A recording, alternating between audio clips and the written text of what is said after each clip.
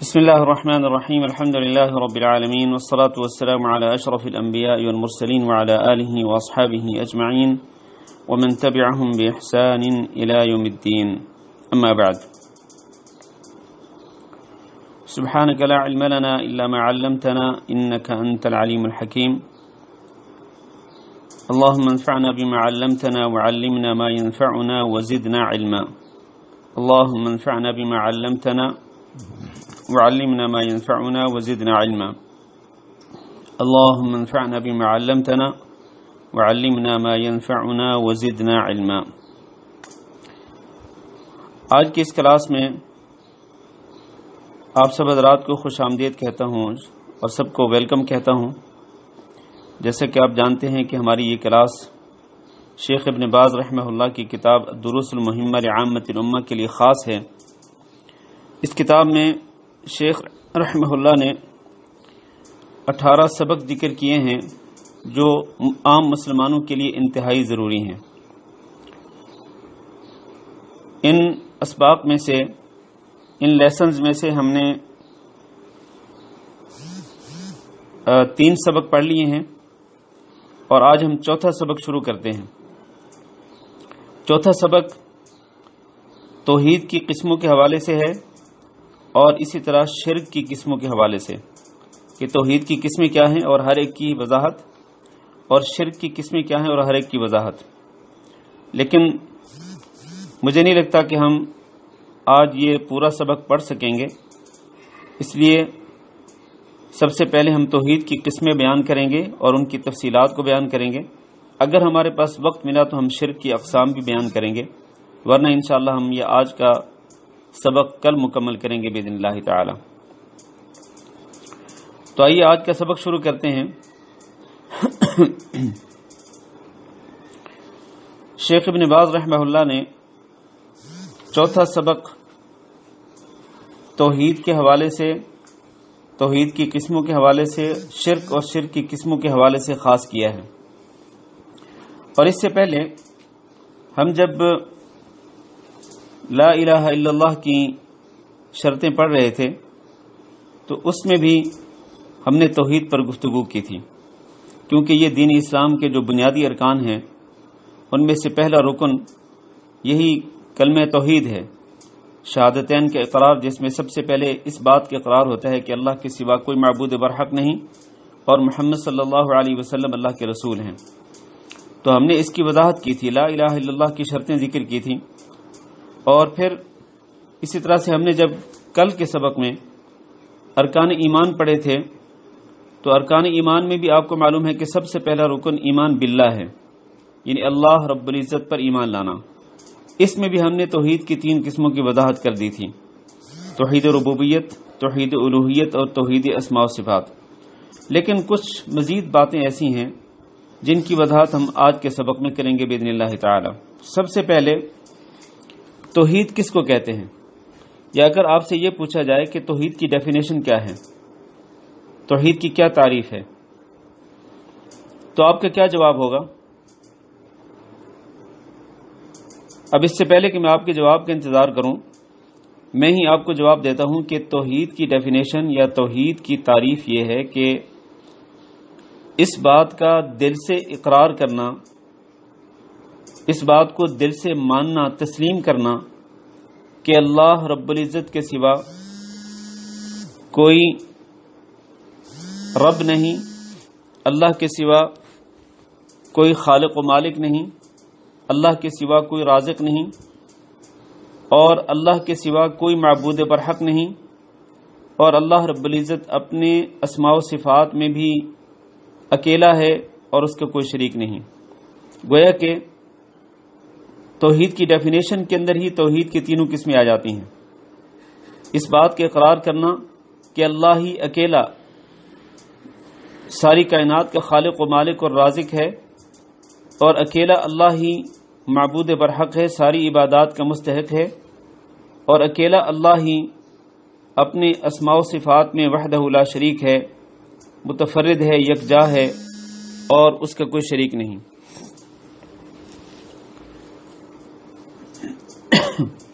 توحید کی یہ تعریف اور یہ ڈیفینیشن ذکر کرنے کے بعد اب ہم توحید کی اہمیت کو بیان کرتے ہیں کہ توحید کی اہمیت کیا ہے۔ میرے بھائیوں، جیسا کہ آپ جانتے ہیں کہ توحید دین اسلام کی جڑ ہے، دین اسلام کی بنیاد ہے۔ اگر یہ جڑ مضبوط ہوگی، یہ بنیاد مضبوط ہوگی، تو انسان کا دین بھی مضبوط ہوگا۔ اسی طرح نہ صرف اسلام کی یہ جڑ ہے بلکہ ایمان کی بھی جڑ ہے۔ جیسے کہ ہم نے کل کے سبق میں بیان کیا تھا کہ ایمان کے ارکان میں سب سے پہلا رکن ایمان باللہ ہے، تو ایمان کی جڑ اور ایمان کی بنیاد بھی اللہ رب العزت کی توحید ہے، جس کا مطلب یہ ہے کہ یہ جڑ اگر مضبوط ہوگی اور جتنی مضبوط ہوگی اتنا ہی ایمان بھی مضبوط ہوگا، اور جتنی یہ جڑ کمزور ہوگی اتنا ہی انسان کا ایمان بھی کمزور ہوگا۔ اس لیے سب سے پہلے ہمیں جائزہ لینا چاہیے کہ ہماری یہ جو جڑ ہے اسلام کی اور ایمان کی، کیا یہ جڑ مضبوط ہے؟ کیا یہ بنیاد بہت ہی راسخ ہے انسان کے دل کے اندر؟ اگر یہ بنیاد راسخ ہے، مضبوط ہے، یہ جڑ بالکل درست ہے، مضبوط ہے، تو پھر ہمیں اللہ رب العزت کا شکر ادا کرنا چاہیے کہ اس نے ہمیں اپنی توحید کو پہچاننے کی توفیق دی اور اپنی توحید کو ماننے اور اس کے اقرار کرنے کی توفیق دی۔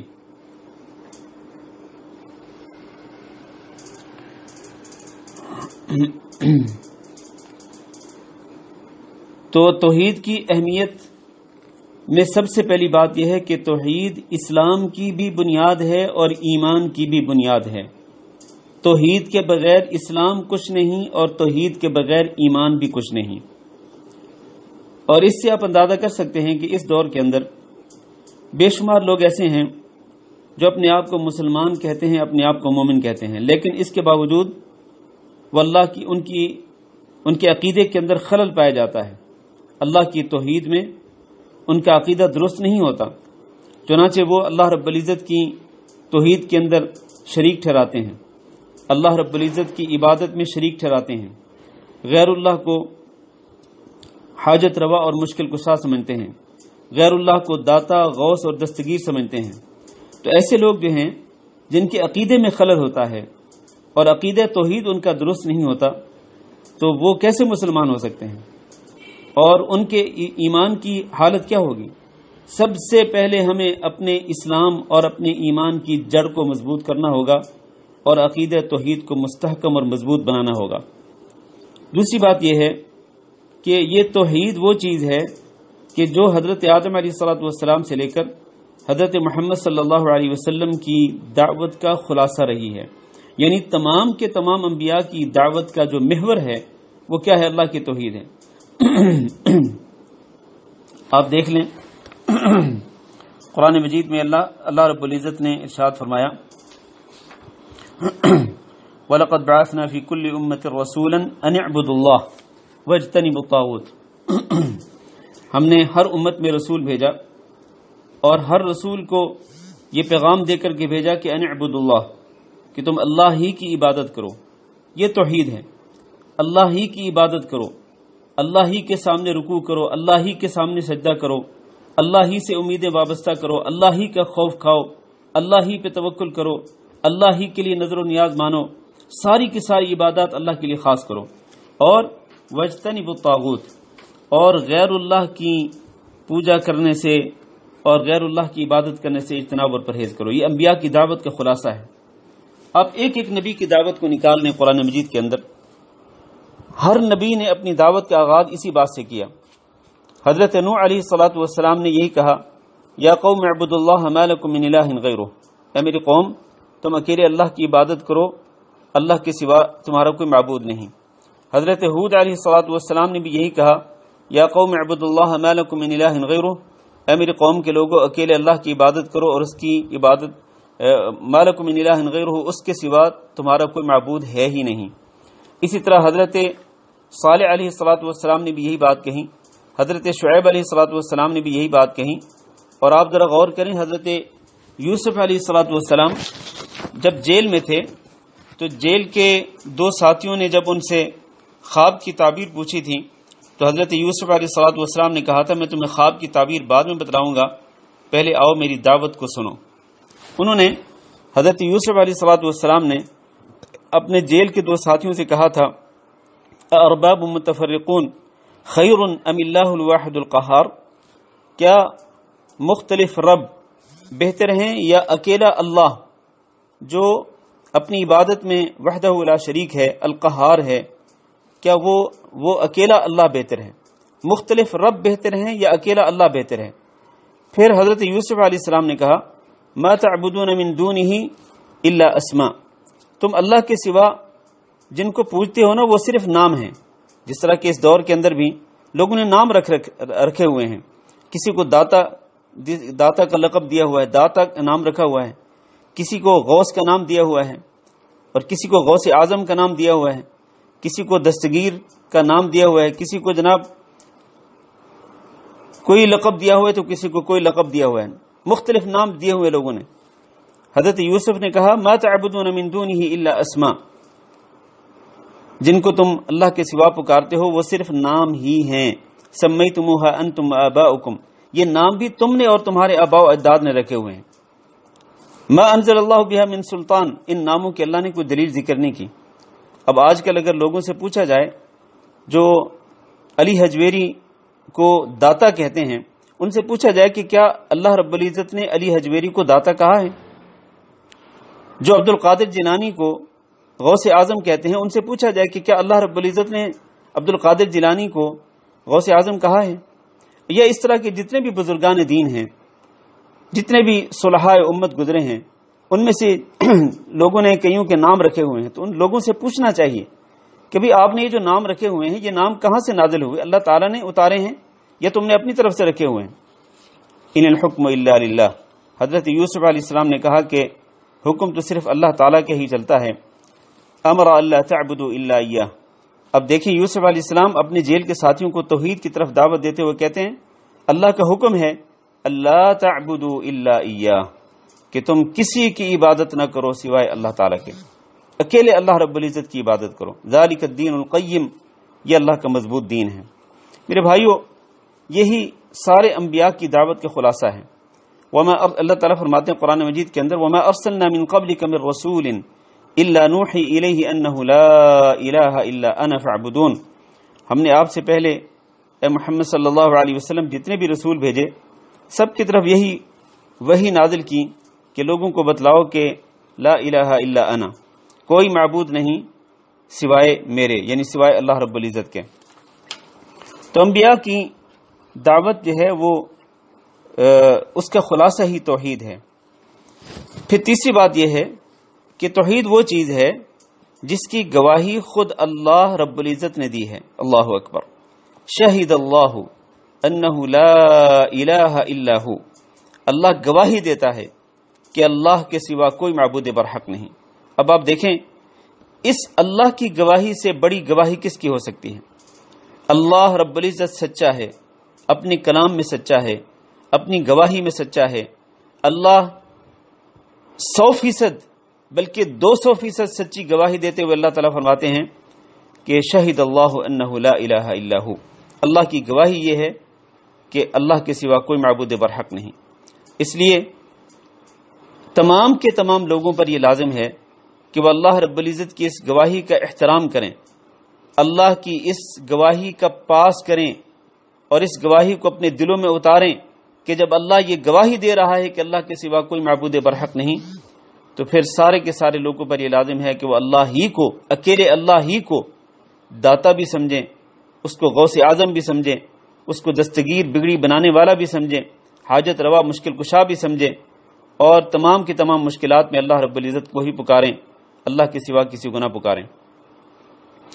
اسی طرح توحید کی اہمیت ذکر کرتے ہوئے میں یہ بھی کہنا چاہوں گا کہ توحید اصل میں جتنے بھی اللہ رب العزت کی طرف دعوت دینے والے لوگ ہیں، تمام کے تمام دعات کا، دعوت دینے والے لوگوں کی دعوت کا آغاز ہی توحید سے ہوتا ہے۔ یہ الگ بات ہے کہ اس دور کے اندر بہت سارے لوگ دعوت و تبلیغ کا کام کرتے ہیں لیکن ان کی دعوت و تبلیغ کے اندر توحید کا نام ذکر نہیں آتا، توحید کا نام تک نہیں آتا ہے۔ اور ان سے اگر توحید کا معنی پوچھا جائے تو ان کو توحید کا معنی بھی معلوم نہیں ہوتا ہے، توحید کا مفہوم نہیں معلوم ہوتا، حتیٰ کہ لا الہ الا اللہ کا مفہوم اس کا معنی بھی غلط بیان کرتے ہیں۔ یہ وہ لوگ ہیں جو دعوت و تبلیغ کے میدان میں کام کرتے ہیں، ان کی دعوت و تبلیغ کے اندر سب سے پہلا جو نمبر ہے وہ کلمہ طیبہ کا ہے، اور وہ جب کلمہ طیبہ کا معنی بیان کرتے ہیں تو معنی ہی غلط بیان کرتے ہیں۔ توحید الوہیت کا تو نام ہی نہیں ہے ان کی دعوت کے اندر کہ اللہ اکیلے اللہ کی عبادت کرو اور اس کی عبادت میں کسی کو شریک نہ بناؤ، یہ تو ذکر ہی نہیں ہوتا ان کی دعوت کے اندر۔ حالانکہ ہر داعی کی دعوت کا آغاز توحید سے ہوتا ہے، توحید الوہیت سے ہوتا ہے۔ اسی لیے نبی صلی اللہ علیہ وسلم نے حضرت معاذ بن جبل کو جب یمن کی طرف بھیجا تھا تو آپ صلی اللہ علیہ وسلم نے انہیں کہا تھا فَلْيَكُنْ أَوَّلَ مَا تَدْعُوهُمْ إِلَيْهِ شَهَادَةِ أَن لَا إِلَٰهَ إِلَّا اللَّهُ۔ معاذ، تم اہل کتاب کی قوم کے پاس جا رہے ہو یمن میں، تو ان کو سب سے پہلے اس بات کی طرف دعوت دینا کہ اللہ کے سوا کوئی معبود برحق نہیں، اکیلا اللہ ہی معبود برحق ہے، اللہ ہی تمام عبادات کا مستحق ہے اور اس کی عبادت میں کوئی شریک نہیں ہے۔ اس لیے آج اس دور کے اندر بھی ہر داعی کو اپنی دعوت کا آغاز توحید سے کرنا چاہیے، بلکہ توحید الوہیت سے کرنا چاہیے۔ افسوس کی بات یہ ہے کہ توحید ربوبیت کو تو بیان کیا جاتا ہے کہ اللہ خالق ہے، اللہ مالک ہے، رزاق ہے، زندہ کرتا ہے، مارتا ہے، لیکن پھر اللہ تعالیٰ کے بارے میں یہ نہیں بیان کیا جاتا کہ جو اللہ خالق و مالک ہے وہی اللہ اکیلا معبود برحق بھی ہے۔ اور پھر اب یہ بھی دیکھیں، توحید کی اہمیت کو بیان کرتے ہوئے یہ نقطہ بھی اپنے ذہن میں رکھیں کہ توحید اللہ رب العزت کا سب سے پہلا حق ہے اپنے بندوں پر۔ اسی لیے رسول اکرم صلی اللہ علیہ وسلم نے جب حضرت معاذ بن جبل سے پوچھا تھا کہ کیا تم جانتے ہو کہ ما حق اللہ علی عبادہ، کہ اللہ کا حق اپنے بندوں پہ کیا ہے، تو حضرت معاذ نے کہا تھا کہ اللہ اور اللہ کے رسول کو زیادہ علم ہے۔ تو نبی صلی اللہ علیہ وسلم نے فرمایا حق اللہ علی عبادہ ان یعبدوہ ولا یشرکوا بہ شیئا، اللہ کا اپنے بندوں پہ حق یہ ہے، سب سے بڑا، سب سے اعلیٰ، سب سے پہلا حق اللہ کا یہ ہے کہ بندے اللہ ہی کی عبادت کریں اور اس کی عبادت میں کسی کو شریک نہ بنائیں، یہ توحید ہے۔ پھر اللہ کے رسول نے پوچھا تھا وما حق العباد علی اللہ، بندوں کا اللہ پہ حق کیا ہے؟ پھر نبی صلی اللہ علیہ وسلم نے فرمایا تھا حق العباد علی اللہ الا يعذبهم اذا فعلوا، بندوں کا اللہ پہ حق یہ ہے کہ اگر بندے اللہ کا حق ادا کریں، یعنی اکیلے اللہ رب العزت کی عبادت کریں، تو پھر بندوں کا اللہ پہ حق واجب ہو جاتا ہے کہ اللہ ان اپنے بندوں کو، توحید کو ماننے والوں کو عذاب نہ دے۔ تو اس سے یہ ثابت ہوتا ہے کہ جو لوگ اللہ کی توحید کے اقرار کرتے ہیں، دل کی گہرائی سے اللہ کی توحید کو مانتے ہیں اور شرک سے اپنے دامن کو بچاتے ہیں، انشاءاللہ وہ اللہ کے عذاب سے بچ جائیں گے۔ ان کے لیے نعمتیں ہی نعمتیں ہیں، ان کے لیے اللہ رب العزت کی جنت ہے، اور جنت کی ساری نعمتیں ہیں جن کا انسان تصور بھی نہیں کر سکتا ہے۔ اور آخری بات یہ ہے توحید کی اہمیت کو بیان کرتے ہوئے کہ ایمان کی ابتدا بھی توحید سے ہوتی ہے، یعنی اگر آپ کسی کافر کو اگر یہ کہیں کہ بھی تم ایمان لے آؤ، تو اس کو سب سے پہلے کیا پڑھاؤ گے؟ اس کو سب سے پہلے اس کو آپ کلمہ طیبہ پڑھائیں گے، اور کلمہ طیبہ میں سب سے پہلے کیا ہے؟ لا الہ الا اللہ، یہ اللہ کی توحید ہے۔ اس کا مطلب یہ ہے کہ کوئی بھی کافر اس وقت تک مومن نہیں ہو سکتا جب تک کہ وہ سب سے پہلے اللہ کی توحید کا اقرار نہ کرے۔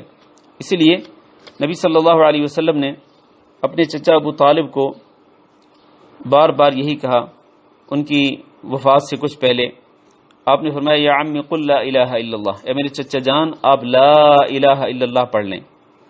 یہ ایسا کلمہ ہے جب آپ یہ پڑھ لیں گے تو پھر کل قیامت کے دن اگر اللہ تعالی سے مجھے آپ کے حق میں جھگڑا بھی کرنا پڑا تو کروں گا۔ تو اس سے بھی ثابت یہ ہوتا ہے کہ ایمان کی ابتدا کہاں سے ہوتی ہے؟ توحید سے ہوتی ہے۔ ایمان کی جڑ اور اس کی بیس بھی اللہ کی توحید ہے۔ اسی لیے نبی صلی اللہ علیہ وسلم نے اپنے چچا ابو طالب کو سب سے پہلے لا الہ الا اللہ پڑھنے کی تلقین کی۔ چلیں، یہ توحید کی اہمیت ہو گئی، مختصر طور پر میں نے توحید کی اہمیت کو بیان کیا۔ آگے چلتے ہیں، توحید کی قسمیں۔ شیخ ابن باز رحمہ اللہ نے اپنی کتاب کے اندر چوتھے سبق میں توحید کی 3 قسمیں بیان کی ہیں۔ پہلی قسم توحید ربوبیت، اس کا معنی کیا ہے ہم پہلے بھی بیان کر چکے ہیں، لیکن آپ کے ذہنوں میں اس کے مفہوم کو راسخ کرنے کے لیے کہ توحید ربوبیت کیا ہے، توحید الوہیت کیا ہے، توحید اسماء و صفات کیا ہے، ان تینوں قسموں کا مفہوم آپ کے ذہنوں میں بٹھانے کے لیے اور اس کو راسخ کرنے کے لیے ہم اس کو بار بار بیان کر رہے ہیں۔ پہلے بھی ہم 1 یا 2 مرتبہ بیان کر چکے ہیں، لیکن آج ہم پھر بیان کر رہے ہیں تاکہ آپ اچھی طرح سے توحید کی تینوں قسموں کے مفہوم کو سمجھ لیں۔ توحید ربوبیت، ربوبیت کا جو لفظ ہے یہ رب سے ہے، اور رب کا معنی کیا ہے؟ ہم نے سورۃ الفاتحہ کی تفسیر میں پڑھا تھا، الحمدللہ رب العالمین۔ رب العالمین، تمام تعریفیں اس اللہ کے لیے ہیں جو کہ تمام جہانوں کا رب ہے۔ اس کا معنی کیا جاتا ہے تمام جہانوں کا پروردگار ہے۔ یہ معنی ناقص ہے، یہ معنی پورا نہیں ہے، کامل نہیں ہے۔ تمام جہانوں کا رب ہے۔ رب کون ہوتا ہے؟ رب پروردگار بھی ہوتا ہے، یعنی پالنے والا بھی ہوتا ہے، اور اس سے پہلے رب وہ ہے جو کہ خالق ہے، پوری کائنات کا مالک ہے اور رزاق ہے، اور پوری کائنات کے نظام کو اکیلے چلا رہا ہے، اکیلے چلا رہا ہے، اکیلے۔ کوئی بھی طاقت نہیں ہے کائنات کے نظام کو چلانے میں جو اللہ کے ساتھ شریک ہو۔ اکیلی اللہ رب العزت کی ذات، اکیلے اللہ رب العزت اپنی پوری کائنات کے نظام کو چلا رہے ہیں۔ آپ دیکھ لیں سورج اور چاند کا جو نظام ہے، اس کو چلانے میں اللہ کا کوئی شریک نہیں ہے۔ یہ جو سال کے جو مختلف موسم ہیں، ان موسموں کو لانے اور ان کو ختم کرنے میں اللہ کا کوئی شریک نہیں ہے۔ یہ جو بارشیں آتی ہیں اور سردی اور گرمی کا موسم آتا ہے، ان موسموں کو لانے میں، بارش کو لانے میں اور بارش کو نہ لانے میں اللہ کے ساتھ کوئی شریک نہیں ہے۔ اللہ اکیلا ہے، جہاں چاہتا ہے بارش نازل کرتا ہے، جہاں نہیں چاہتا نہیں بارش نازل کرتا۔ پھر جہاں اللہ نہیں چاہتا بارش نازل کرنا، وہاں دنیا کی کوئی طاقت بارش نازل نہیں کر سکتی۔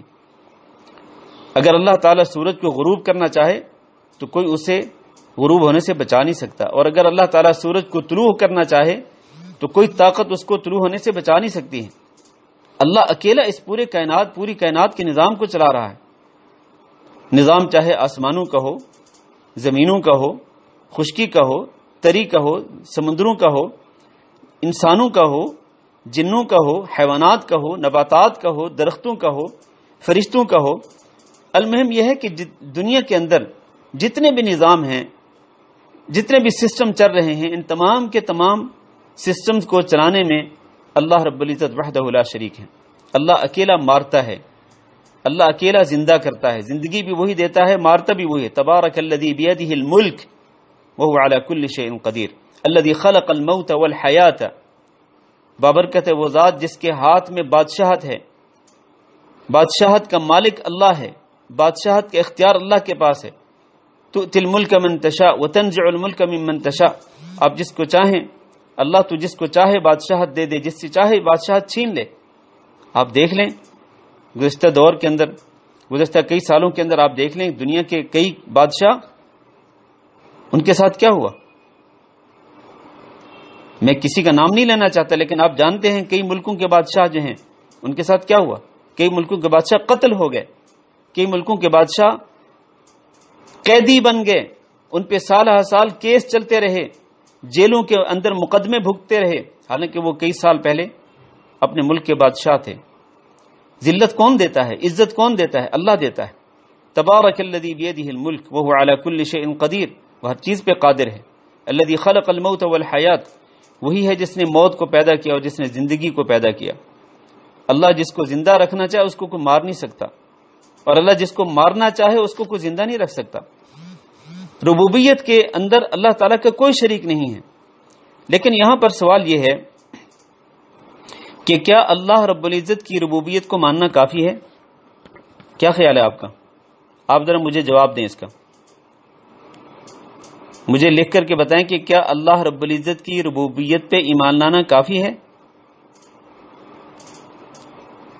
ہاں جی، آپ کے جواب کا انتظار ہے۔ کیا اللہ رب العزت کی ربوبیت پہ، صرف ربوبیت پہ ایمان لانا کافی ہے؟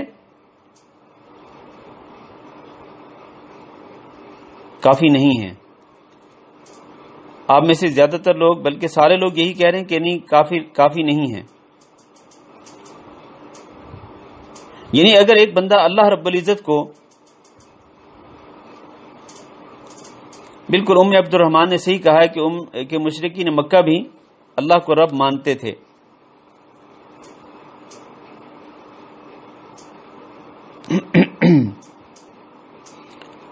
جی بالکل، تو مشرکین مکہ بھی اللہ رب العزت کی ربوبیت کو مانتے تھے، لیکن اس کے باوجود نبی کریم صلی اللہ علیہ وسلم نے ان کے خلاف جنگ کا اعلان کیا.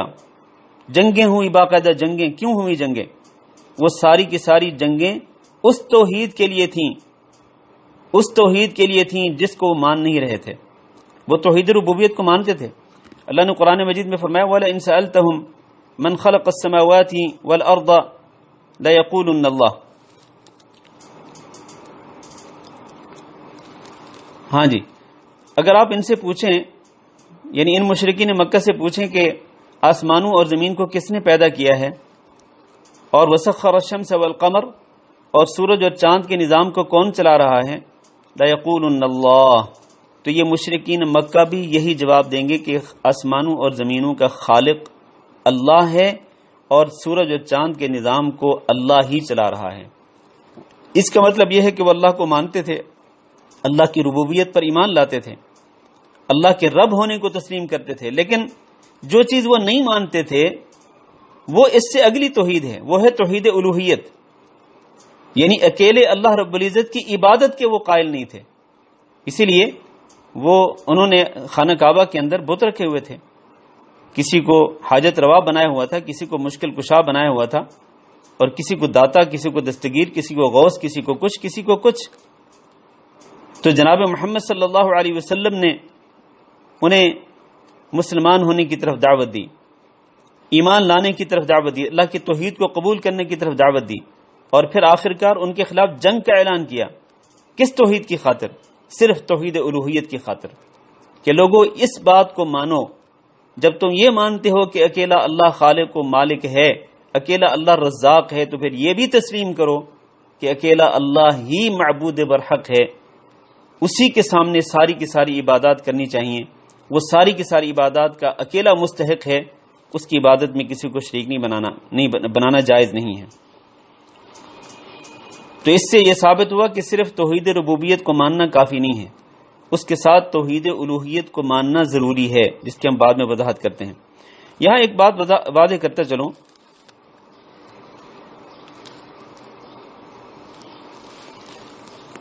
ہاں جی، سارے انبیاء کی دعوت بھی توحید الوہیت ہے. یہاں ایک بات واضح کرتا چلوں کہ توحید ربوبیت میں اس بات پر بھی ایمان لانا ضروری ہے کہ نفع اور نقصان کا مالک صرف اور صرف اللہ ہے. یہ توحید ربوبیت کا ایک حصہ ہے کہ آپ یہ تسلیم کریں کہ اکیلا اللہ ہی نفع نقصان کا مالک ہے. اللہ جس کو چاہے نفع پہنچائے اور اللہ جس کو چاہے نقصان پہنچائے، اللہ ہی. اسی لیے نبی صلی اللہ علیہ وسلم نے فرمایا نا کہ اگر ساری امت کے لوگ مل کر آپ کو نفع پہنچانا چاہیں تو صرف وہ نفع پہنچائیں گے جو اللہ نے لکھا ہوا ہے، اور اگر ساری امت کے لوگ مل کر آپ کو نقصان پہنچانا چاہیں تو وہ صرف وہی نقصان پہنچا سکیں گے جو اللہ نے لکھا ہوا ہے. اس کا مطلب یہ ہے کہ نفع نقصان صرف اللہ کے ہاتھ میں ہے، اللہ کے سوا کسی کے ہاتھ میں نہیں ہے. آپ ذرا غور کریں کہ ہمارے پیارے نبی جناب محمد صلی اللہ علیہ وسلم جو تمام کے تمام انبیاء کے سردار ہیں، تمام انبیاء کے امام ہیں، اللہ تعالیٰ نے ان کی زبانی یہ کہلوایا کہ اے نبی آپ اپنے امت کے لوگوں کو بتلا دیں کہ قل لا املک لنفسی نفعا ولا ضرا الا ما شاء اللہ. اللہ اکبر. کیا آپ کہہ دیجئے محمد صلی اللہ علیہ وسلم کہ میں اپنی ذات کے لیے بھی نفع اور نقصان کا اختیار نہیں رکھتا. اللہ اکبر. میرے بھائیوں اور میری ماؤں اور بہنوں، اگر نبیوں کے امام جناب محمد صلی اللہ علیہ وسلم اپنی ذات کے لیے بھی نفع نقصان کے اختیار نہیں رکھتے قرآن مجید کی اس آیت کے مطابق، تو پھر آپ صلی اللہ علیہ وسلم سے کم تر، آپ سے کم رتبے کا کوئی صحابی، کوئی ولی، کوئی بزرگ، کوئی امام، کوئی عالم، وہ کوئی بھی ہو، وہ کسی کے نفع نقصان کے اختیار رکھنے والا کیسے ہو سکتا ہے؟ اس بات پہ ذرا غور کرنا کہ جناب محمد صلی اللہ علیہ وسلم تو اپنی ذات کے لیے بھی نفع نقصان کے اختیار نہیں رکھتے تھے. اسی لیے آپ صلی اللہ علیہ وسلم نے فرمایا اپنے خاندان کے لوگوں کو ایک ایک کر کے بلایا آپ صلی اللہ علیہ وسلم نے، اور آپ نے فرمایا کہ انقذوا انفسکم من النار، کہ تم جہنم کی آگ سے اپنے آپ کو خود ہی بچانا. انی لا املک لکم من اللہ شیئا، میں تمہارے لیے کسی بات کا اختیار نہیں رکھتا ہوں. یعنی کوئی یہ نہ سمجھے کہ میں محمد صلی اللہ علیہ وسلم کا چچا ہوں یا محمد صلی اللہ علیہ وسلم کا قریبی رشتہ دار ہوں.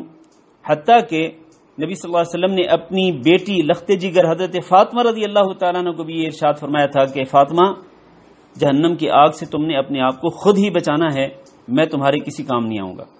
نبی صلی اللہ علیہ وسلم نے اپنی پھوپھی حضرت صفیہ کو یہ ارشاد فرمایا تھا کہ صفیہ میری پھوپھی جان، میں اپنے آپ کو جہنم کی آگ سے تم خود ہی بچانا، میں تمہارے کسی کام نہیں آؤں گا.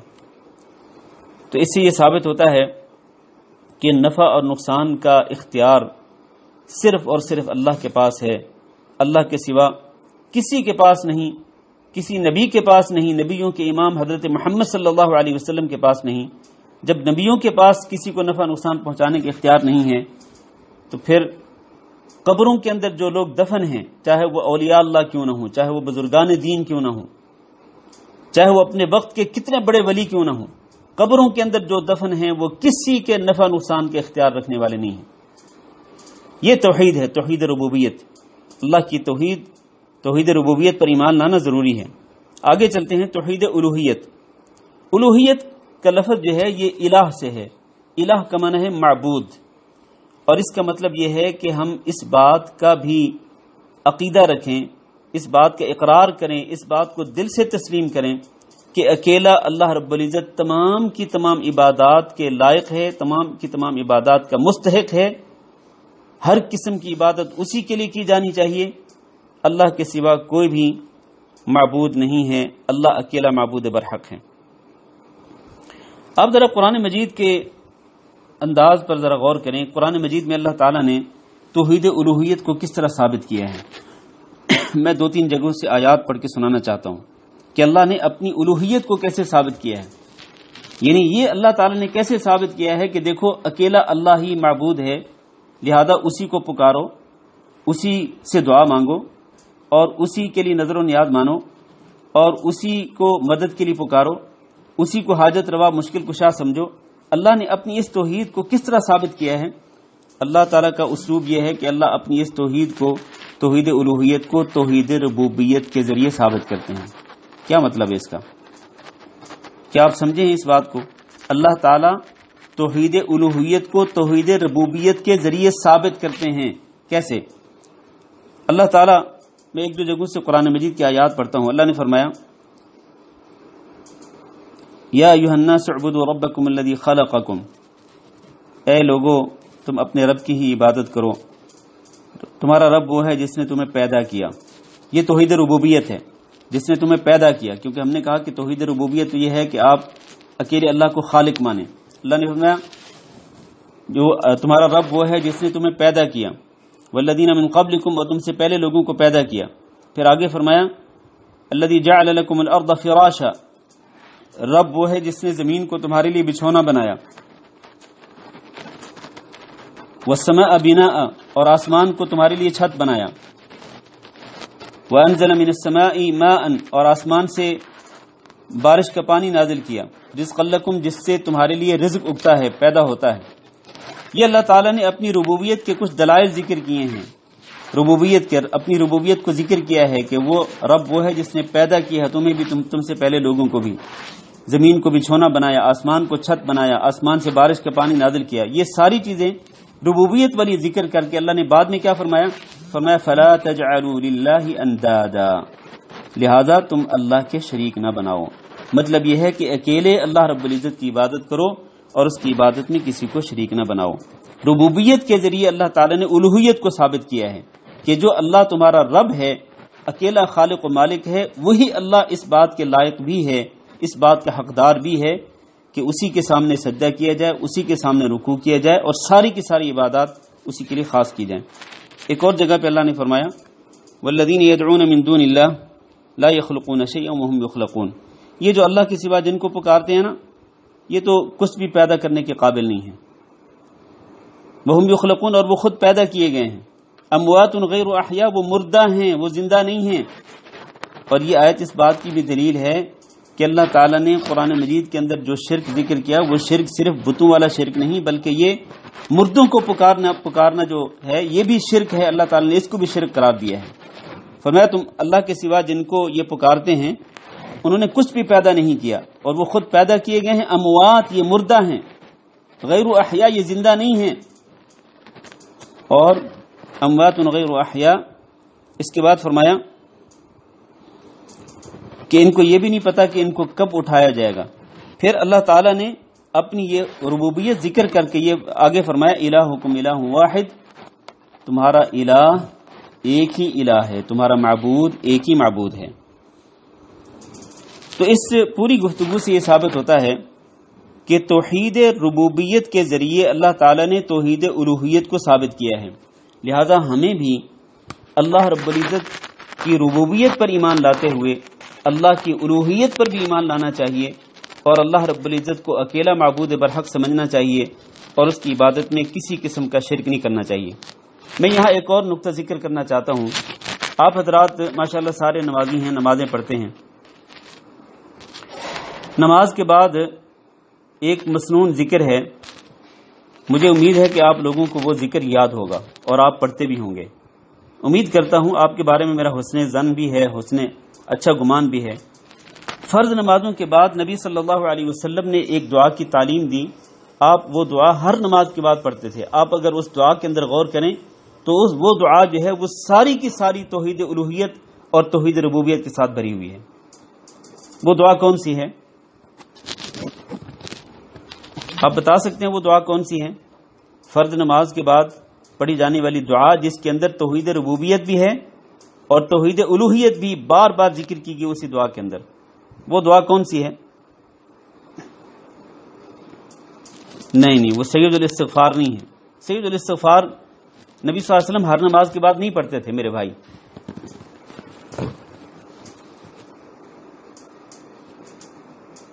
اللہم اعنا علی ذکرک و شکرک نہیں، اس کے اندر بھی توحید ربوبیت اور توحید الوہیت نہیں ہے۔ آیت الکرسی نہیں، آیت الکرسی تو یہ تو قرآن مجید کی آیت ہے نا۔ میں ایک ذکر بتا رہا ہوں آپ کو کہ وہ ذکر بالکل وہ ذکر جو نبی صلی اللہ علیہ وسلم ہر نماز کے بعد پڑھتے تھے، اس کے اندر توحید ربوبیت ہے اور توحید الوہیت ہے۔ جی ام عبد الرحمن بالکل ٹھیک بتا رہی ہیں، ماشاءاللہ ماشاءاللہ، جزاک اللہ خیر۔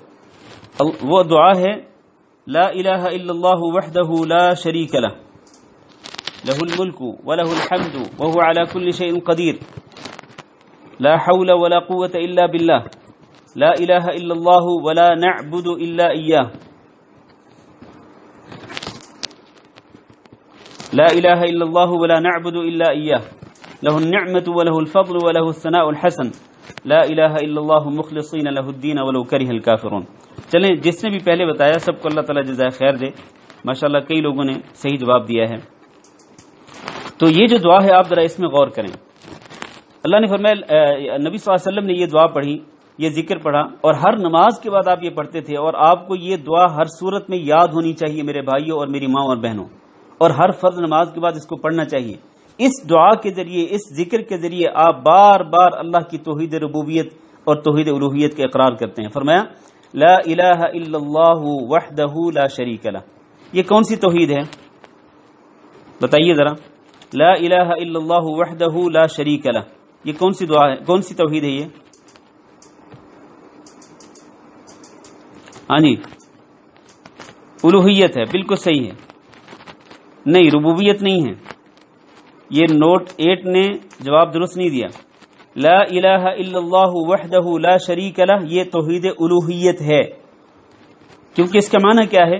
اس کا معنی ہے کہ لا الہ الا اللہ، اللہ کے سوا کوئی معبود برحق نہیں، وحدہ وہ اکیلا ہے، لا شریک لہ اس کا کوئی شریک نہیں، یہ توحید الوہیت ہے۔ چلیں آگے چلتے ہیں۔ لا الہ الا اللہ وحدہ لا شریک لہ، لہ الملک ولہ الحمد وہو علی کل شیء قدیر، یہ تینوں چیزیں کیا ہیں؟ لہ الملک ولہ الحمد وہو علی کل شیء قدیر، یہ کون سی توحید ہے؟ یہ بالکل صحیح، یہ توحید ربوبیت ہے۔ یہ توحید ربوبیت ہے کہ اسی کے لیے بادشاہت ہے اور اسی کے لیے ہر قسم کی تعریف ہے اور وہ ہر چیز پہ قدرت رکھتا ہے. گویا کہ اس دعا کے پہلے جملے کے اندر توحید الوہیت بھی آ گئی، توحید ربوبیت بھی آ گئی. پھر ذرا آگے چلیں. اس کے بعد اللہ کے نبی صلی اللہ علیہ وسلم نے پڑھا لا الہ الا اللہ وحدہ لا شریک لہ لہ الملک ولہ الحمد وهو علی کل شیء قدیر لا حول ولا قوة الا باللہ. یہ کیا ہے؟ کون سی توحید ہے یہ؟ لا حول ولا قوة الا باللہ. نہیں، یہ توحید الوہیت نہیں ہے، یہ بھی توحید ربوبیت ہے کہ اللہ رب العزت کی توفیق کے بغیر کسی کام کے کرنے کی طاقت نہیں ہے، نہ کسی کام کو کرنے کی طاقت، نہ کسی شر سے بچنے کی طاقت.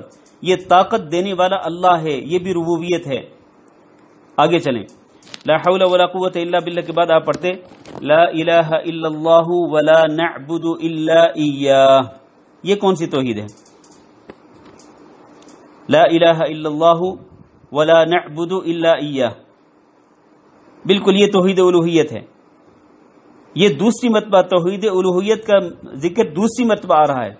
پہلے لا الہ الا اللہ وحدہ لا شریک لہ، پھر یہاں پر دوسری مرتبہ لا الہ الا اللہ ولا نعبد الا ایاہ، اللہ کے سوا کوئی معبود برحق نہیں، اور ولا نعبد الا ایاہ، اور ہم اللہ کے سوا کسی کی عبادت نہیں کرتے ہیں. یہ ہے توحید الوہیت. اس کا اقرار کروایا جاتا ہے بندے سے ہر فرض نماز کے بعد. پھر آگے چلیں. ولا نعبد الا ایاہ، ہاں جی، لہ النعمت ولہ الفضل ولہ الثناء الحسن. یہ کون سی توحید ہے؟ لہ النعمت ولہ الفضل ولہ الثناء الحسن، کہ اس کے لیے ساری نعمتیں دینے والا وہی ہے اور ہر قسم کے فضل کا مالک وہی ہے. بالکل یہ توحید ربوبیت ہے. لہ النعمت ولہ الفضل ولہ الثناء الحسن، اس کے لیے اچھی تعریف، اچھی ثنا بھی ہے. پھر یہ توحید ربوبیت ذکر کرنے کے بعد آگے پھر کیا فرمایا؟ میرے ساتھ پڑھیے. لا الہ الا اللہ ولا نعبد الا ایاہ لہ النعمت ولہ الفضل ولہ الثناء الحسن. پھر آگے فرمایا لا الہ الا اللہ مخلصین لہ الدین. یہ کون سی توحید ہے؟ یہ بالکل یہ آخر میں پھر توحید الوہیت کے ذکر آ گیا کہ اللہ کے سوا کوئی معبود برحق نہیں. مخلصین لہ الدین، ہم اللہ رب العزت کے لیے اس کا دین خالص کرنے والے ہیں. یہ توحید الوہیت ہے. خلاصہ یہ ہے کہ اس دعا کو، یہ دعا آپ سب کو یاد ہونی چاہیے، جس کو یاد نہیں اس کو یاد کرنی چاہیے، اور یہ دعا آپ ہر فرض نماز کے بعد پڑھا کریں. اس دعا کے ذریعے آپ اللہ رب العزت کی توحید کا بار بار اقرار کرتے ہیں، توحید الوہیت کا بھی اور توحید ربوبیت کا بھی. چلے آگے چلتے ہیں. میں بات مختصر کرتا ہوں. ہم نے توحید کی دو قسمیں پڑھ لی ہیں، توحید ربوبیت اور توحید الوہیت. توحید اسماء و صفات، یہ توحید کی تیسری قسم ہے. توحید اسماء و صفات سے مراد یہ ہے کہ ماشاءاللہ اس وقت ہمارے اس میٹنگ روم میں 100 افراد مکمل ہو چکے ہیں ماشاءاللہ تعالی. اللہ رب العزت آپ سب کا آنا قبول فرمائے. اللہ رب العزت آپ کی یہ محبت، دین سیکھنے کی جو محبت ہے، اللہ تعالیٰ اس محبت کو ہمیشہ قائم اور دائم رکھے. آپ کا یہ جو شوق ہے، ذوق ہے دین کو سیکھنے کا، اللہ تعالیٰ اس ذوق اور شوق کے اندر اور اضافہ فرمائے. ماشاءاللہ یہ بہت اچھی بات ہے کہ آپ وقت نکال کر تشریف لاتے ہیں اور دین کو سیکھنے کے لیے وقت نکالتے ہیں. اللہ تعالیٰ آپ کی عمروں میں برکت دے. اللہ رب العزت آپ کی زندگی میں برکت دے. اللہ تعالیٰ آپ کے اہل و عیال میں برکت دے، آپ کے مال اور جان میں برکت دے. اور اللہ رب العزت ہم سب کی یہ جو کاوش ہے دین کو سیکھنے اور سکھانے کی، اللہ تعالیٰ ہماری یہ کاوش قبول فرمائے. توحید اسماء و صفات، اس کا معنی یہ ہے کہ اللہ رب العزت نے اپنے جو نام قرآن مجید میں ذکر کیے ہیں، میری بات توجہ سے سنتے رہیے. اللہ تعالیٰ نے اپنے جو نام قرآن مجید کے اندر ذکر کیے ہیں، اور اسی طرح نبی کریم صلی اللہ علیہ وسلم نے جو نام احادیث کے اندر ذکر کیے ہیں، ان تمام کے تمام ناموں پر ہم ایمان لاتے ہیں، اللہ کے اسماء حسنہ پر ایمان لاتے ہیں. اور اسی طرح اللہ رب العزت کی صفات، وہ صفات جن کا ذکر قرآن مجید کے اندر ہے، یا وہ صفات جن کا ذکر نبی صلی اللہ علیہ وسلم کی احادیث کے اندر ہے، ان تمام کی تمام صفات پر ہم ایمان لاتے ہیں، لیکن صرف یہ اس طرح کہنا کافی نہیں ہے، اس کے ساتھ یہ کہنا بھی ضروری ہے کہ ہم اللہ کے تمام اسماء و صفات پر اس طرح ایمان لاتے ہیں جس طرح اللہ کی شان کے لائق ہے، جس طرح اللہ کی عظمت کے لائق ہے، جس طرح اللہ کی کبریائی اور اللہ کی بڑائی کے لائق ہے۔ یہ کیوں ضروری ہے؟ یہ بات، یہ عقیدہ رکھنا کیوں ضروری ہے کہ اللہ کے اسماء و صفات کو ماننا اس طرح ضروری ہے جس طرح اللہ تعالیٰ کے شایان شان ہے، جس طرح اللہ کی عظمت اور اس کی کبریائی اور اس کی بڑائی کے لائق ہے۔ یہ کہنا ضروری اس لیے ہے کہ بعض اوقات لوگ یہ کہتے ہیں جی دیکھیں، اگر آپ اللہ رب العزت کی ایک صفت، مثلا اللہ کی ایک صفت ہے سننا، اگر آپ اس کو مانتے ہیں، اللہ کی ایک صفت ہے دیکھنا، سمیع اور بصیر، کہ اللہ بہت سنتا ہے اور اللہ تعالیٰ بہت دیکھتا ہے، یہ اللہ کی صفتیں ہیں، اگر آپ یہ مانتے ہیں تو پھر اللہ تعالیٰ کی ان صفتوں کی تشبیہ لازم آتی ہے کس کے ساتھ؟ مخلوق کے ساتھ، کیونکہ مخلوق بھی سنتی ہے، مثلا انسان سنتے ہیں، جانور بھی سنتے ہیں، پرندے بھی سنتے ہیں، دیکھتے بھی ہیں، تو اس کا مطلب یہ ہے کہ اللہ رب العزت کی یہ جو صفتیں ہیں دیکھنا اور سننا، یہ مخلوق کی صفات کے ساتھ مشابہت رکھتی ہیں۔ تو اس کا جواب یہ ہے کہ نہیں، ہم اللہ تعالیٰ کی صفات کو اس طرح مانتے ہیں جس طرح اللہ تعالیٰ کے شایان شان ہے، ہم اللہ کی صفات کو مخلوق کی صفات کے ساتھ مشابہت نہیں دے سکتے ہیں۔ ہرگز یہ نہیں کہہ سکتے کہ اللہ تعالیٰ اس طرح سنتا ہے جس طرح انسان سنتا ہے، ہرگز یہ نہیں کہہ سکتے کہ اللہ تعالیٰ اس طرح دیکھتا ہے جس طرح انسان دیکھتا ہے۔ اور اللہ تعالیٰ کی جو ذاتی صفات ہیں، مثال کے طور پر اللہ رب العزت کا چہرہ ہے، یہ اللہ تعالیٰ کی ایک صفت ہے، ذاتی صفت ہے۔ اللہ نے قرآن مجید کے اندر ذکر فرمایا کل من علیہ فان ویبقى وجہ ربک ذو الجلال والاکرام، ویبقى وجہ ربک، آپ کے رب کا چہرہ باقی رہے گا۔ یہاں اللہ تعالیٰ نے وجہ کا ذکر فرمایا ہے اپنے لیے، آپ کے رب کا چہرہ، اس لیے ہم اللہ کے چہرے کو مانتے ہیں، لیکن ہم اللہ کے چہرے کو، اس صفت کو اس طرح مانتے ہیں جس طرح اللہ کی شان کے لائق ہے۔ اللہ کا چہرہ ویسے ہی ہے جیسے اس کی شان کے لائق ہے، جیسے اس کی عظمت کے لائق ہے۔ ہم ہرگز یہ نہیں کہہ سکتے کہ اللہ کا چہرہ اس طرح ہے جس طرح انسان کا چہرہ ہے۔ جو شخص یہ کہے گا کہ اللہ کا چہرہ بھی ویسے ہی ہے جیسے انسان کا چہرہ، وہ کافر ہوگا، وہ مسلمان نہیں رہے گا، وہ دائرہ اسلام سے خارج ہو جائے گا، اس لیے کہ اللہ تعالیٰ کی کسی صفت کو مخلوق کی کسی صفت کے ساتھ مشابہت دینا یہ کفر ہے، اس سے انسان دائرہ اسلام سے نکل جاتا ہے۔ تو اللہ تعالیٰ کے لیے چہرہ ہے، اسی طرح اللہ تعالیٰ کا ہاتھ ہے، بلکہ اللہ تعالیٰ کے دو ہاتھ ہیں۔ اللہ تعالیٰ نے اپنی دونوں ہاتھوں کا ذکر کیا قرآن مجید کے اندر، اور نبی صلی اللہ علیہ وسلم کئی دفعہ یہ قسم بھی کھاتے تھے کہ والذی نفسی بیدہ، اس ذات کی قسم جس کے ہاتھ میں میری جان ہے۔ بیدہ، ید کا معنی ہاتھ ہے، اس کا معنی قدرت نہیں ہے۔ بعض لوگ اس کا معنی کرتے ہیں کہ اس ذات کی قسم جس کے قبضہ قدرت میں میری جان ہے۔ بھی قبضہ قدرت کہاں سے آ گیا؟ قبضہ قدرت کس لفظ کا معنی کیا آپ نے؟ کس لفظ کو آپ نے ٹرانسلیٹ کیا ہے قبضہ قدرت میں؟ یعنی عربی کا وہ کون سا لفظ ہے جس کی ٹرانسلیشن آپ نے قبضہ قدرت کے ساتھ کی؟ کوئی ایسا لفظ نہیں۔ وہ قرآن میں بھی ید کا لفظ ہے، حدیث میں بھی ید کا لفظ ہے۔ والذی نفسی بیدہ، ید کا معنی ہاتھ ہے، اس ذات کی قسم جس کے ہاتھ میں میری جان ہے۔ اس کا معنی قبضہ قدرت کرنا بالکل غلط ہے۔ تو اللہ رب العزت کی صفات کو ہم اس طرح مانتے ہیں جس طرح اس کی شان کے لائق ہیں۔ اللہ کی صفات مخلوق کی صفات کے ساتھ مشابہت نہیں رکھتی ہیں، اور پھر ہم اللہ کے اسماء و صفات میں کوئی تحریف بھی نہیں کرتے ہیں، یعنی نہ تو الفاظ کو بگاڑتے ہیں اللہ کے ناموں کو، اور نہ ہی ان کے معنی کو بگاڑتے ہیں۔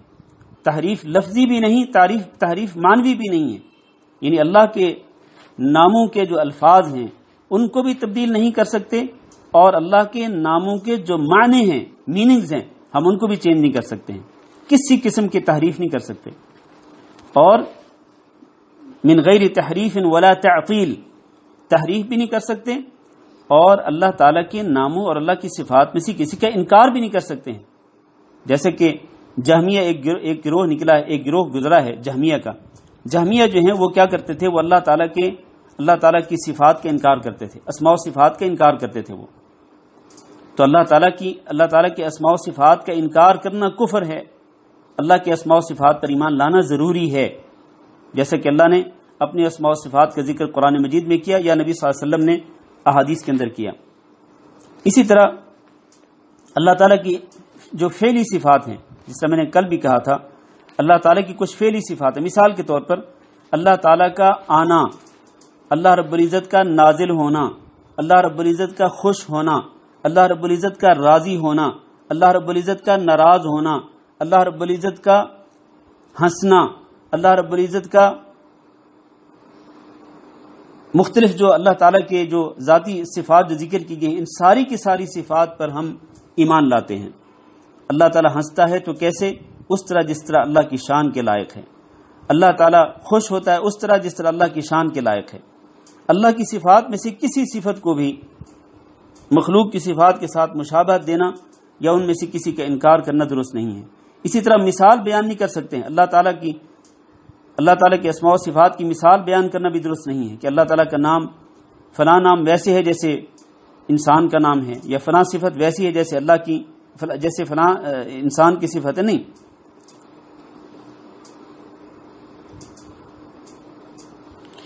ہاں جی، جو لوگ اللہ تعالیٰ کے کچھ اسماء و صفات کو مانتے ہیں اور کچھ اسماء و صفات کا انکار کرتے ہیں تو وہ بھی غلط ہے۔ میں نے کہا کہ ہمارا یہ عقیدہ ہے کہ اللہ تعالیٰ نے اپنے جتنے بھی اسماء و صفات ذکر کیے ہیں قرآن مجید کے اندر، اور جتنے اسماء و صفات نبی صلی اللہ علیہ وسلم نے حدیث کے اندر ذکر کیے، سب کے سب پر ایمان لانا ضروری ہے۔ اور آپ کو یہاں یہ بھی بتاتا چلوں کہ آپ لوگوں کی معلومات میں اضافہ کرنے کے لیے، بعض لوگ یہ کہتے ہیں کہ اللہ تعالیٰ کے صرف 99 نام ہیں بس۔ میرے بھائیوں، اللہ تعالیٰ کے 99 نام ہی نہیں ہیں، بلکہ 99 نام تو ان بے شمار ناموں میں سے ہیں، 99 نام کہ جن کو جو شخص یاد کرے اور ان کے معنی اور مفہوم کو سمجھے اور ان کے تقاضوں کے مطابق عمل کرے تو اللہ تعالیٰ نے اس کے لیے جنت کا وعدہ کیا ہے۔ تو 99 نام جو ہیں یہ ٹوٹل نہیں ہیں، بلکہ 99 نام ان بے شمار ناموں میں سے ہیں جو اللہ تعالیٰ نے اپنے لیے رکھے ہیں، اور بے شمار نام ایسے ہیں جن کا اللہ کو ہی علم ہے، اللہ کے بغیر کسی کو علم بھی نہیں ہے۔ اس کی دلیل وہ حدیث ہے جس میں جو کہ غم اور پریشانی کا علاج بھی ہے، اس میں وہ دعا کے الفاظ ہیں: اللہم انی عبدک وابن عبدک وابن امتک ناصیتی بیدک ماض فی حکمک عدل فی قضاؤک اسألک بکل اسم هو لک سمیت به نفسک او انزلته فی کتابک او علمته احد من خلقک او استأثرت به فی علم الغیب عندک۔ اے اللہ، میں تیرے تمام کے تمام ناموں کے ذریعے تجھ سے میں سوال کرتا ہوں، وہ نام جو تو نے اپنے لیے رکھے، یا وہ نام جو تو نے اپنی کتاب میں نازل کیے، یا وہ نام جن کی تو نے تعلیم دی اپنی مخلوقات میں سے کسی کو، یا وہ نام جو تو نے اے اللہ اپنے پاس علم غیب میں رکھے ہوئے ہیں جن کا کسی کو علم نہیں ہے۔ تو اس سے ثابت ہوتا ہے کہ اللہ تعالیٰ کے صرف 99 نام ہی نہیں ہیں، بلکہ اللہ تعالیٰ کے بے شمار نام ہیں، اور وہ بے شمار نام ایسے ہیں کہ ان میں سے صرف 99 ناموں کا ہمیں علم ہے جو حدیث کے اندر ذکر کیے گئے ہیں، ورنہ ان کے علاوہ ہم بہت سارے ناموں کو جانتے بھی نہیں ہیں۔ تو خلاصہ یہ ہے آج کے یہ آخری سبق کا، توحید اسماء و صفات کا خلاصہ کیا ہے کہ اللہ رب العزت نے اور اللہ کے رسول نے جتنے اللہ تعالیٰ کے اسماء و صفات ذکر کیے ہیں ان سب پر ایمان لانا ضروری ہے۔ بالکل اسی طرح سے ایمان لانا ضروری ہے جیسا کہ اللہ کی شان کے لائق ہے، بغیر کسی تحریف کے، بغیر کسی تعطیل کے، بغیر کسی تشبیہ کے، بغیر کسی تمثیل کے اللہ رب العزت کے تمام ناموں پر اور تمام کے تمام اسماء صفات پر بھی ایمان لانا ضروری ہے۔ اللہ کی صفات میں سے ایک صفت استوا علی العرش بھی ہے کہ اللہ تعالیٰ اپنے عرش پر مستوی ہے۔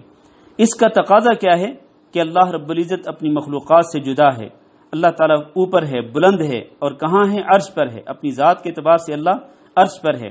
ہاں، اللہ تعالیٰ اپنی صفات کے اعتبار سے ہر جگہ پہ سنتا بھی ہے، ہر جگہ پہ اللہ تعالیٰ دیکھتا بھی ہے، نگرانی بھی کرتا ہے، علم بھی رکھتا ہے، لیکن اللہ تعالیٰ کی ذات گرامی کہاں ہے؟ عرش پر ہے۔ تو یہ توحید کی 3 قسمیں ہیں جن کو ہم نے ابھی بھی میں کہتا ہوں کہ ہم نے اختصار سے بیان کیا، ورنہ یقین مانیں توحید کی یہ قسمیں، ان کے اندر اتنی ڈیٹیلز ہیں، اتنی تفصیلات ہیں کہ ان کے لیے اور سبق چاہیے، لیکن ہم اسی پر اکتفا کرتے ہیں۔ اللہ تعالیٰ سے دعا ہے کہ اللہ ہم سب کو یہ توحید کو سمجھنے کی توفیق دے اور توحید کے تقاضوں کو پورا کرنے کی توفیق دے، اور اللہ رب العزت ہمیں توحید کے تقاضوں کے مطابق عمل کرنے کی توفیق دے۔ انشاءاللہ کل ہم شرک اور شرک کی قسمیں بیان کریں گے۔ کل انشاءاللہ ہم شرک اور شرک کی قسمیں بیان کریں گے۔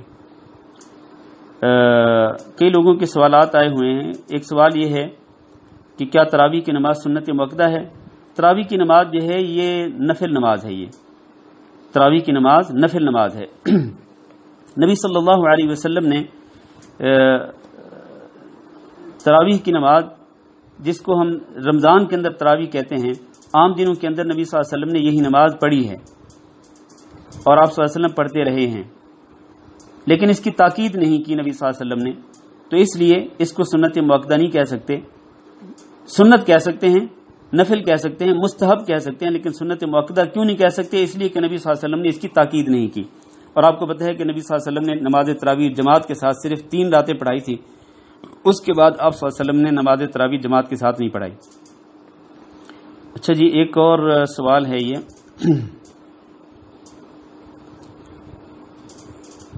کیا گروی رکھے ہوئے سونے پر زکوٰۃ ہوگی؟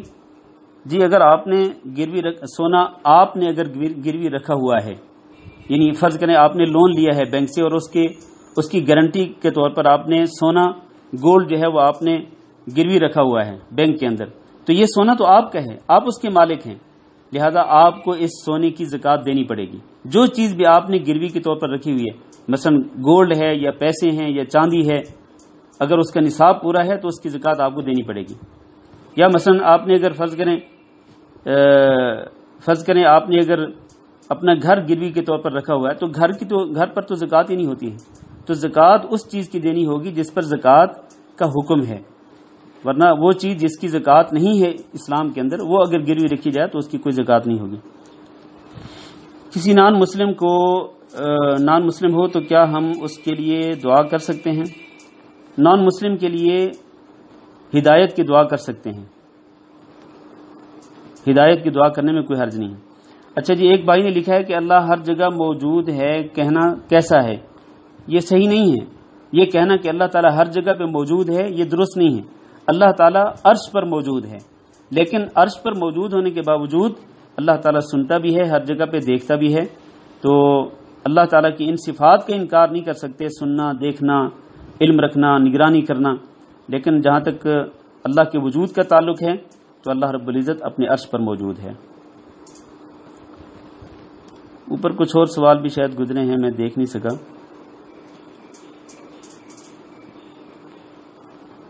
اگر وہ دوبارہ نیچے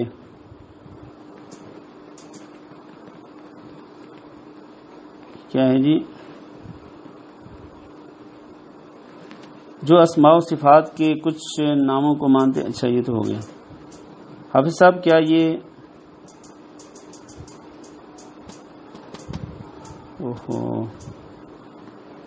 پھر چلا گیا، ہمارے ملک کے حالات دیکھتے ہوئے کیا وہاں فطرانہ بھیج سکتے ہیں؟ جی فطرانہ جو ہے یہ آپ بھیج سکتے ہیں اپنے ملک کے اندر۔ اصل میں فطرانہ جو ہے یہ حق ہے مساکین کا، تو اگر آپ جس ملک میں رہتے ہیں اس ملک میں اگر مساکین نہیں ہیں یا کم ہیں اور ان کو لوگ دینے والے بہت ہیں، تو آپ اس ملک میں فطرانہ بھیج سکتے ہیں جہاں پر مسکین بہت زیادہ ہیں اور ان کو دینے والے لوگ بہت کم ہیں۔ کیا یہ کتاب جو آپ پڑھ رہے ہیں انگلش ٹرانسلیشن میں اویلیبل ہے؟ جی بالکل ہے عثمان مسعود صاحب، یہ جو کتاب ہم پڑھ رہے ہیں نا، یہ کتاب انگلش میں اویلیبل ہے، آپ گوگل کر لیں اس کو، الدروس المہمہ جو ہے نا، اس کو آپ گوگل میں آپ لکھیں گے امپورٹنٹ لیسنز ٹو دا امہ، یا important lessons for general nation, الدروس المہمہ لعامۃ الامہ، تو اس نام سے آپ گوگل کر لیں، انشاءاللہ آپ کو یہ کتاب انگلش میں مل جائے گی۔ اچھا جی، ہم آگے کیا ہے، کویت میں لاک ڈاؤن ہے، فطرانے کا کیا طریقہ ہوگا؟ ہاں جی، important lessons for Muslims, for Muslim امہ بھی ہے، important lesson for every Muslim. چلیں جو بھی ہے، وطر نماز کے ایک رکعت پڑھ سکتے ہیں؟ جی بالکل، وطر کی نماز 1 رکعت پڑھ سکتے ہیں، کوئی حرج نہیں ہے۔ اچھا جی، یہاں ہمارے یہاں پر افطاری کا ٹائم ہوا چاہتا ہے، اس لیے میں فوری طور پر آپ سے اجازت چاہتا ہوں۔ آپ حضرات کے لیے یہ دل سے دعا کرتے ہوئے کہ اللہ رب العزت ہم سب کو، آپ کو بھی اور مجھے بھی اور ہمارے اہل و عیال کو، ہمارے والدین کو، سب کو اللہ تعالیٰ دین و دنیا کی ہر خیر و بلائی نصیب فرمائے۔ اور اللہ تعالیٰ ہر قسم کے فتنے سے اور شر سے محفوظ رکھے. خصوصاً یہ جو وبا پھیلی ہوئی ہے اللہ تعالیٰ ہم سب کو اپنی پناہ میں رکھے اور حفظ و امان میں رکھے، اور اللہ تعالیٰ تمام مسلمانوں کو اس وبا سے جلد از جلد نجات دے اور تمام بلاد اسلامی کی اللہ تعالیٰ حفاظت فرمائے. السلام علیکم ورحمۃ اللہ وبرکاتہ.